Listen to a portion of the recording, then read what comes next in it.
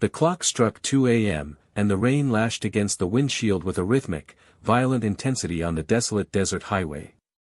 Yasser, a man in his late 30s, felt his eyes heavy with the kind of exhaustion that seeps into the bones.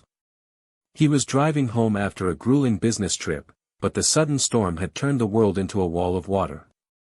Then, a flicker of light appeared on the horizon, an old, looming structure with a rusted sign that creaked in the wind, the Forgotten Oasis Hotel. As he stepped into the lobby, he was met with a heavy, suffocating silence. Dust motes danced in the dim, flickering light, and the air smelled of wet wood and stagnant time. No one was at the reception desk. No staff, no guests, just a void. Then, he saw it, a heavy brass key sitting on the wooden counter next to a scrap of yellowed paper. It read, "Yasser, room 404 is ready. Do not open the door for anyone who knocks twice." A cold shiver raced down his spine. How did they know his name? He dismissed it as a prank or perhaps a prearranged booking he had forgotten in his haze of fatigue. He climbed the creaking stone stairs to the 4th floor. The hallway was impossibly long. The doors seemed to repeat in a sickening loop.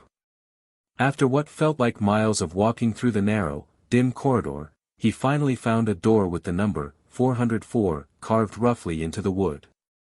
He turned the key. It slid in with terrifying ease.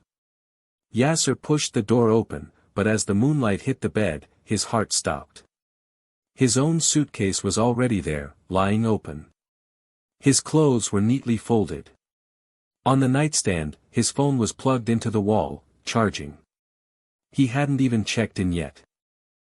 Trembling, he picked up the landline phone that suddenly began to ring. He answered. A voice on the other end, his own voice, panicked and breathless, screamed, "Yasser! Get out of that room now. I'm still at the reception desk. I haven't come up yet." The line went dead. Suddenly, knock, knock. 2 light, deliberate taps. He froze. Then, a softer, more human voice came from behind the door. A voice he hadn't heard in years. "Son, open up. I brought you dinner." It was his mother's voice. His mother, who had died in a car accident 2 years ago. Yasser backed away, looking through the peephole. He saw nothing but a pitch-black void. When he turned back to grab his bag and run, the room was gone. He was standing in the infinite hallway again, watching a second version of himself enter room 404 and lock the door from the inside.